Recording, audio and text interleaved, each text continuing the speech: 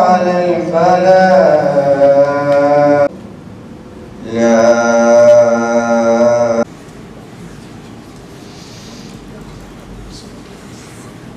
أشهد أن لا إله إلا الله أشهد أن محمدًا رسول الله أن محمدًا رسول الله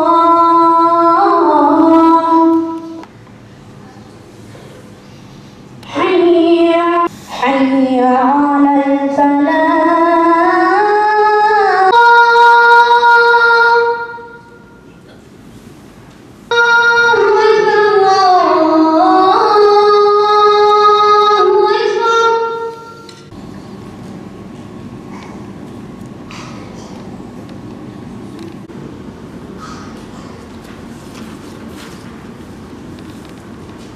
الله أكبر الله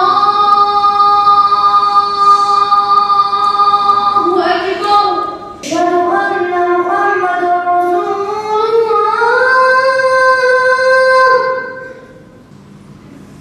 حي على الفلاح الله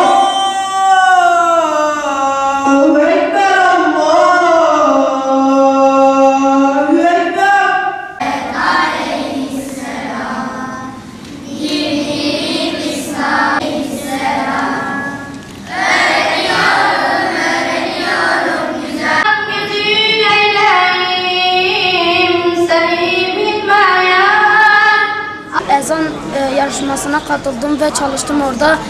Seydalarıma teşekkür ediyorum. Beni çalıştırdıkları için çok teşekkür ediyorum. Çok sevinçliyim birinci olduğum için. Milli Eğitim Bakanlığımıza bağlı Din Öğretimi Genel Müdürlüğü'nün her yıl düzenlemiş olduğu mesleki yarışmalar kapsamında bu yıl ilçemizde Genç Bilaller Ezanı Güzel Okuma yarışmasını Silopi İmam Hatip Ortaokulu olarak il finalini düzenledik. Yarışmamıza katılım oldukça yoğundu. İl genelinden, ilçelerden gelen katılımcılarımız oldu. Yarışmamız çok güzel geçti. Öğrencilerimiz gayet başarılıydı. Jüri üyelerimizin değerlendirmeleri sonucu ilk 3 belirlendi ve ödülleri takdim edildi. Tabii bu yarışmanın amacı birinci, ikinci, üçüncüyü belirlemek değil. Asıl amacımız öğrencilerimizi İslam medeniyetinin namazla hemhal olmuş olan namaza çağrı ibadetini layıkıyla güzel bir şekilde öğrencilerimize öğretmek, onlara bu anlayışı gönüllerine yerleştirmek. Rabbim bu konuda öğrencilerimize muvaffakiyetler diyoruz.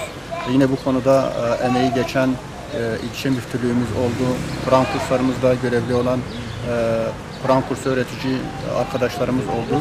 Onların da emeğine sağlık diyoruz. Kendilerine teşekkür ediyoruz.